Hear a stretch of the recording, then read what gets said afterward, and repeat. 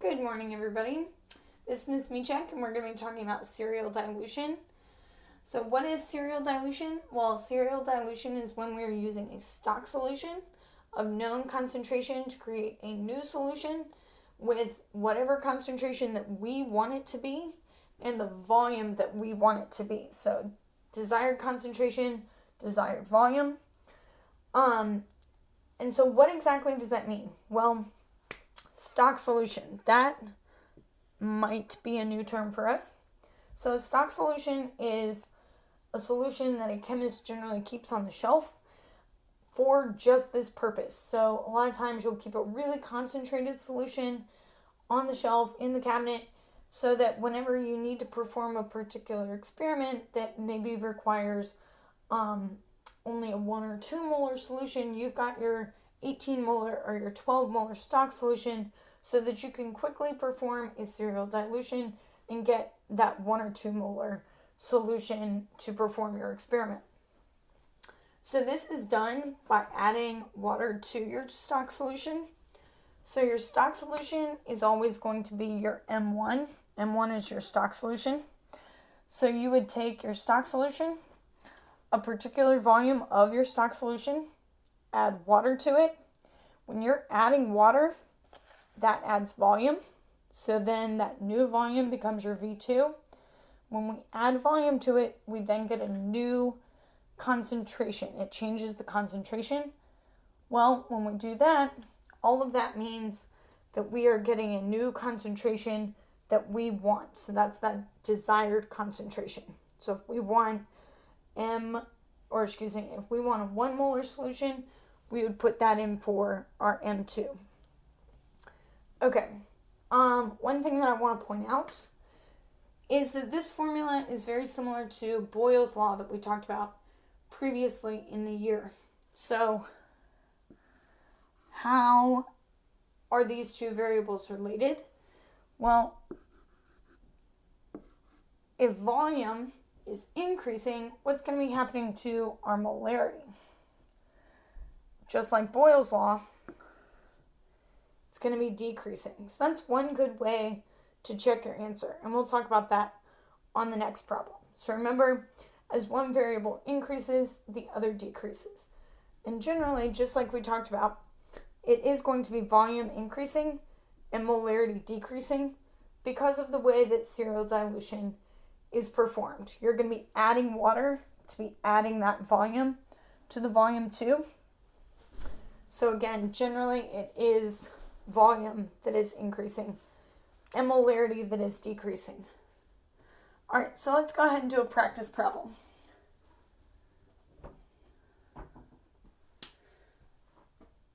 So our question asks, how would you prepare 300 milliliters of a solution that has a new concentration of 5.5 molar from a stock solution with concentration 10.8 molar?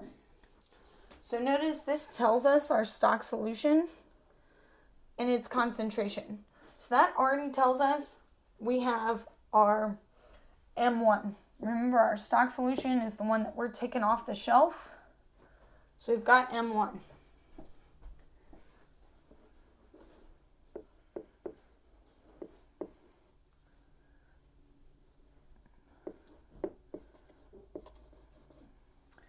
Okay, let's read back through the beginning of the problem. How would you prepare? That means that we're making 300 milliliters. Okay, so that's not our V1. One of the most difficult things about these problems is being able to interpret them properly. So if we're preparing 300 milliliters, that means that's actually going to be our V2.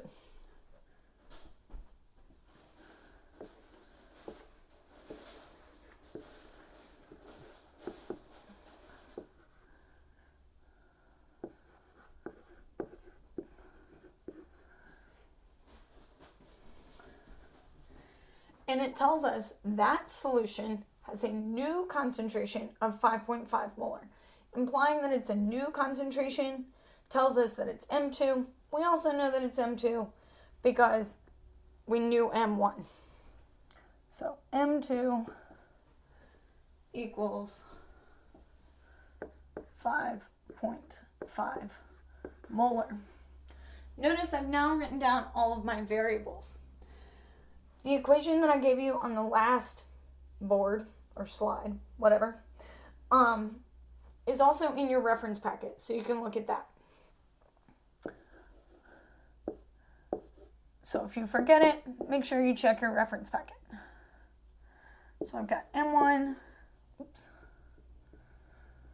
V1 equals M2 V2. And it wants to know, how would you prepare? When it says, how would you prepare, it's looking for V1. So that's our question mark.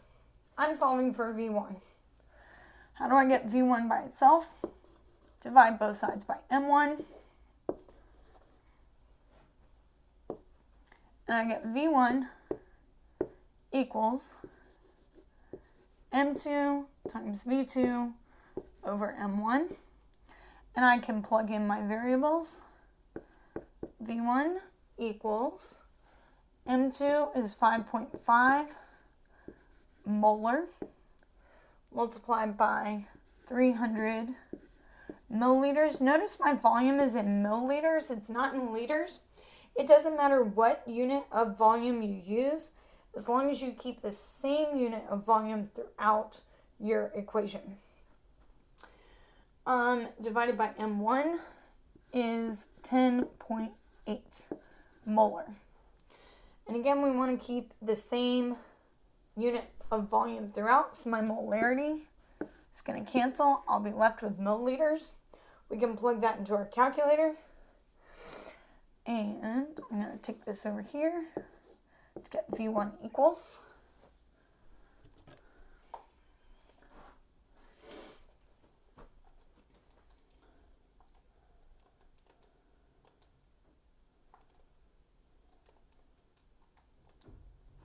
And I get 152.8, and again, milliliters.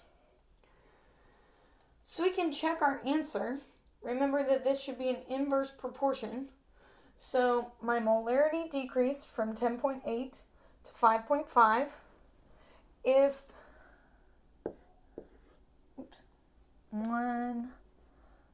this is 152.8, my volume should have increased. Remember, as one decreases, the other increased. My volume, since this is volume 1, should have increased, and it did. It almost doubled. So that's one way you can double check your answers. So this problem is good to go. We can move on to the next one. If you felt comfortable with this problem, you can skip to the end and double check your answer.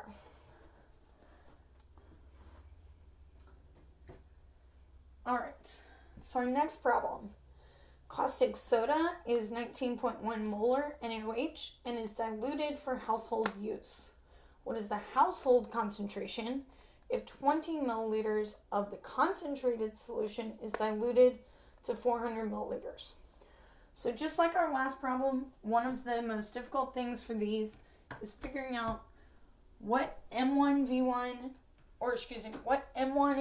V1, V2, and M1, or V2, M2.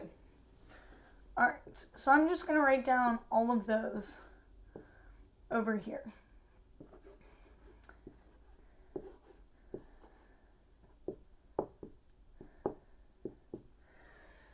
All right, so it says caustic soda is 19.1 molar NaOH and is diluted for household use.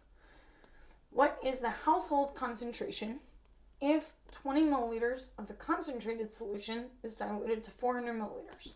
So I'm given a molarity, a volume, and a volume.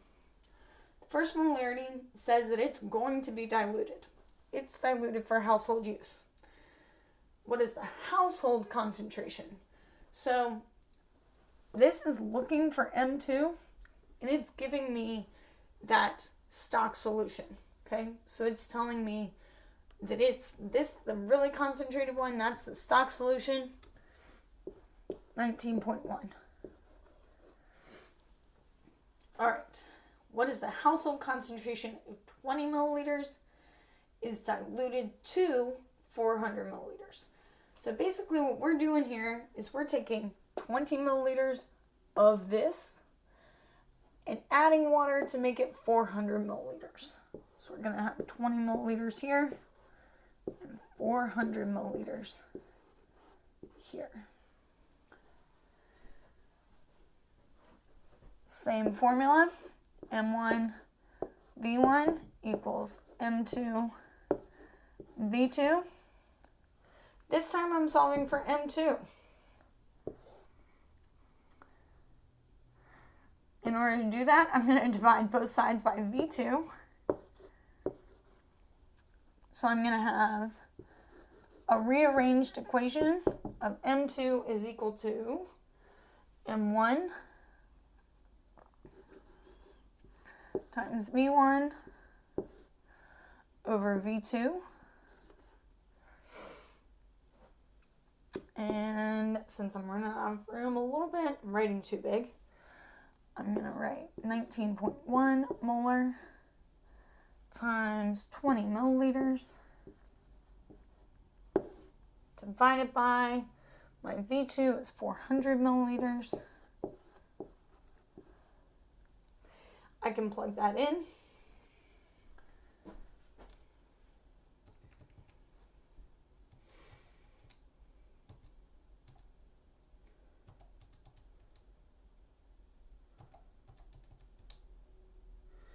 All right, and I get the M2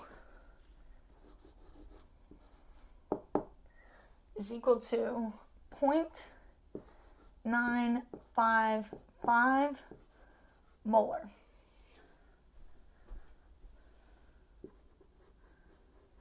.955 molar. So does that fit with our inverse proportion? Okay, volume increased. What happened to molarity? It decreased. So we can check that and we are good to go. That is serial dilution. And you can go and do some more problems. Enjoy.